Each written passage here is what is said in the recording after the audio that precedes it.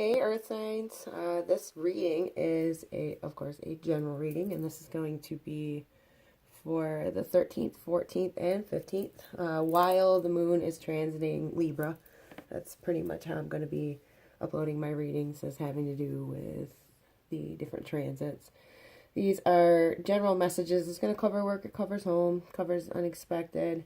I've pulled some romance angel cards from the Doreen Virtue deck for some love life clarification, and also some spiritual guidance from the Wisdom of the Hidden Realms deck, and that's by Colette Baron Reed. Earth signs. What on earth is going on? There's definitely some sort of issue over the next couple days. So as far as work, you have Seven of Pentacles. Seven of Pentacles overall, it's a successful card. It basically means work, work, work, work, work. To a certain degree, it can be working a lot without a whole bunch extra for, you know, the little extras in life, the nice things, the things that you want, maybe, you know, above and beyond what you need.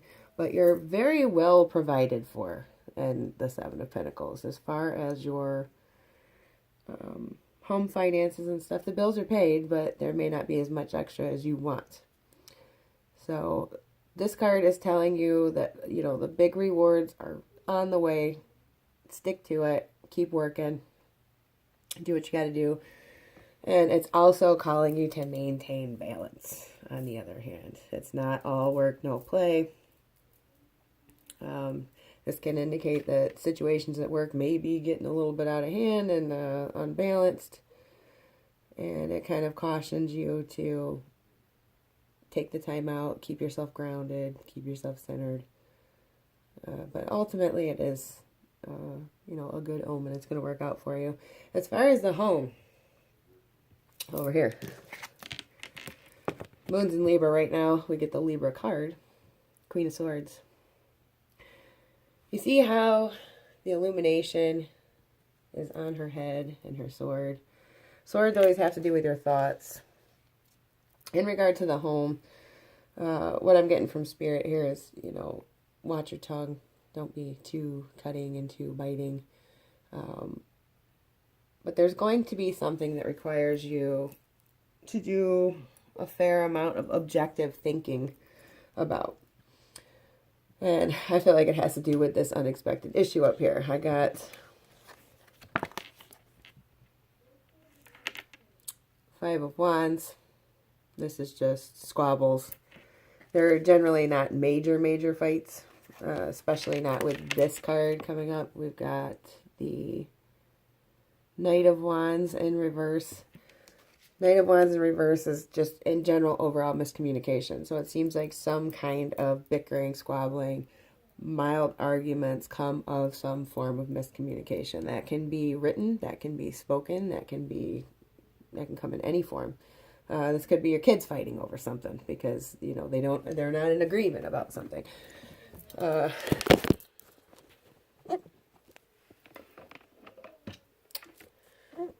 Super high tech here with my phone flipping over in the middle of your reading. But anyway,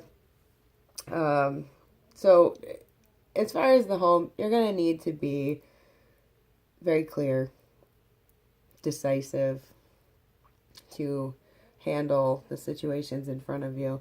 Now, as far as the role that you need to take, you have the Devil in reverse. People freak out when they see the Devil card. The Devil in reverse is actually like the best and most helpful position that you can receive the Devil. It means that this issue that you're going to need to sort out isn't nearly as serious as you may have originally thought. It'll be an easier decision. It'll be an easier solution, whatever, you know, that may come to. But there is, I had to clarify it because I wanted to know a little bit further about that. Once I clarified it, I got Three of Swords. This indicates heartbreak. It could be 3 people involved if this is having to do with arguments, miscommunication, surrounding your home, potentially surrounding your love life, This could be a third-party situation. Generally, more so than anything, indicates heartbreak. Doesn't necessarily mean that it's in romance. It might be something that's hard for you to decide. It might weigh heavy on your heart. It might leave you dissatisfied with this decision that you decide you have to come to. Might be heartbreaking. And the outcome here, that's the part I was like, earth signs. What's going on? This is what I don't like. It's the outcome. Eight of Swords. Well, let's look at the positive of Eight of Swords. Yes, she's in her head. She's distraught. She feels trapped and blinded, but she's not. All she has to do is come out of that mental prison, being stuck in your head, going in a circle, and she could just walk right out of there. And all the swords are available for her use on top of it. So try not to, all things considered, even though this is potentially some heavy energy, it just depends on who you are and how it applies to your situation. Try not to be too stuck in your head over whatever this potentially heartbreaking decision is that you have to make. The Queen of Swords is letting you know that you really need to use your intellect, use your intelligence. Try not to get too stuck in your feels about whatever this is. Whatever this message is, whatever these arguments are and this miscommunication, it's telling you to be smart. Use your sword judiciously. Because, you know, she represents Libra. She represents the scales.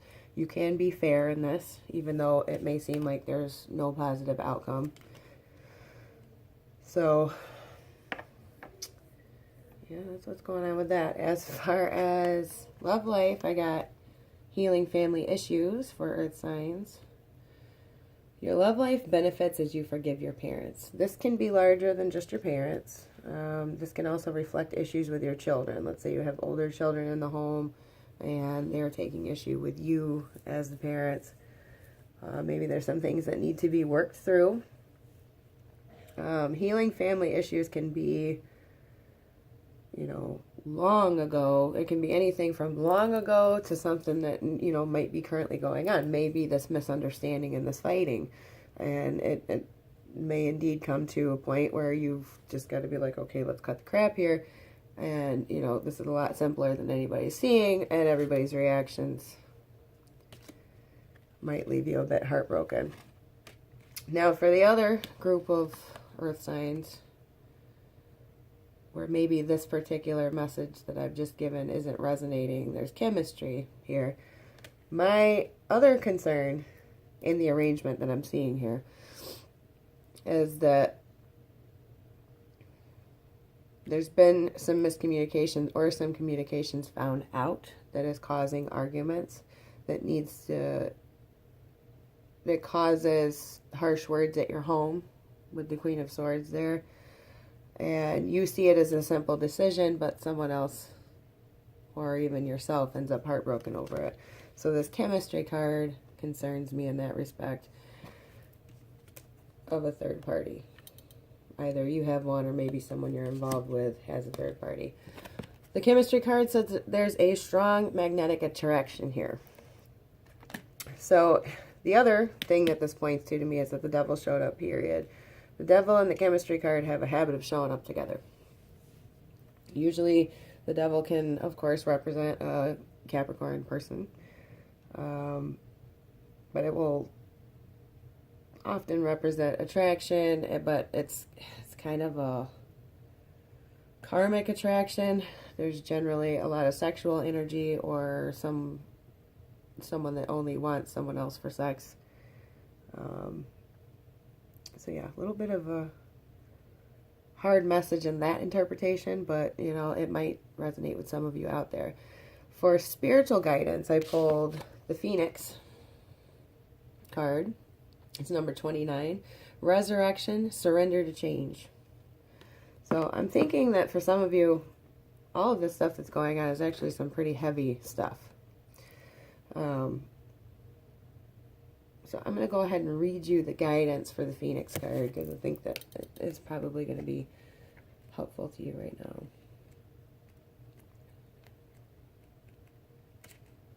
And once again, this is the Wisdom of the Hidden Realms Oracle cards by Colette Baron Reed, and I just love the artwork in the book. What it says in these is great, so that's why I'm going to just read it for you if I can find it. It's 29. Here we go. The Phoenix. So as a spiritual ally, the Phoenix appears as your ally to celebrate your journey and to ensure your ultimate success. This is true even if it appears that you've just passed through a metaphorical experience of death or are currently enduring a perception of failure in your life.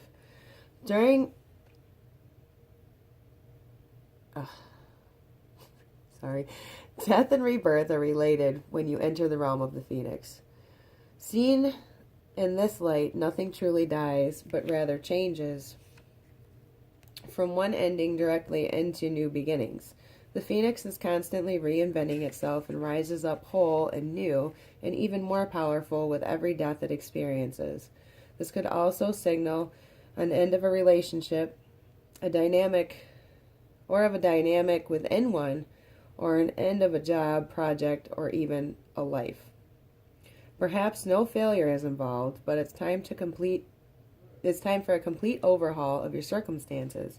You may be tired of what you're doing, or you may know intuitively that it's time to move on and try something new. Whatever the case, the death of the old and a celebration of new life are called for.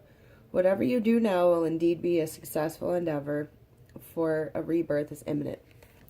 And I apologize for my voice is getting scratchier and scratchier as I go. I am going to go and rest my voice after this. I hope that this has been helpful to you.